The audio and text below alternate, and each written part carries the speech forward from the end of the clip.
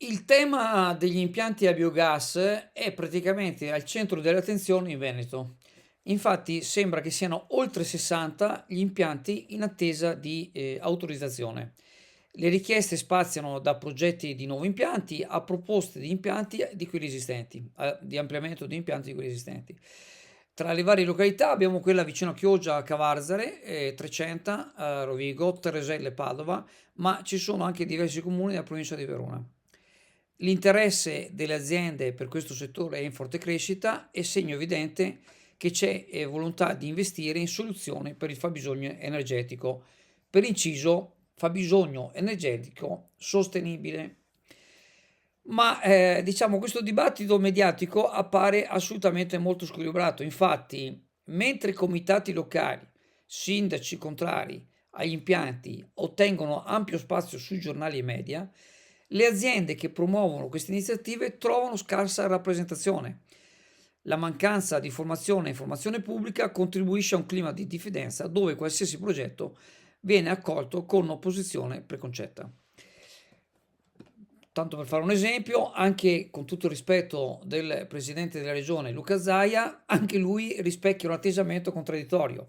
Si è espresso infatti favorevole al nucleare, ma solo se lontano da Venezia.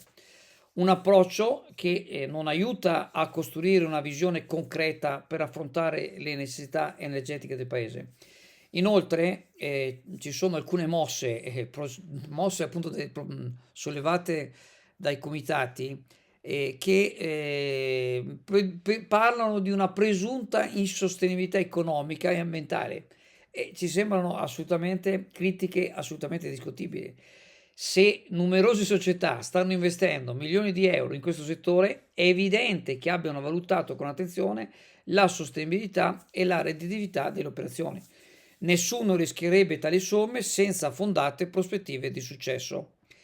In un paese come l'Italia, dove i costi energetici sono tra i più alti in Europa, abbiamo ripreso un articolo anche di qualche giorno fa del Corriere della Sera della giornalista Gabinelli che parlava dove la necessità di diversificare le fonti di energia è cruciale e secondo l'articolo, ma è un'informazione nota da tempo, l'Italia ha costi per kilowattora che sono il doppio rispetto a Spagna e Francia.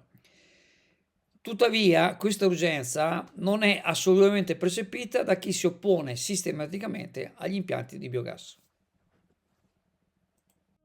SD Auto informa della novità per il 2023, la revisione dei carrelli in sede. Si effettuano revisioni in sede dei rimorchi di massa complessiva non superiore ai 3.500 kg, 01 e 02, di carrelli per imbarcazioni, per moto, per auto, roulotte, trailer per il trasporto cavalli, carrelli tenda, carrelli trasporto animali e tutti i carrelli di massa complessiva non superiore ai 3.500 kg. Potete contattare SD Auto per qualsiasi informazione o chiarimento.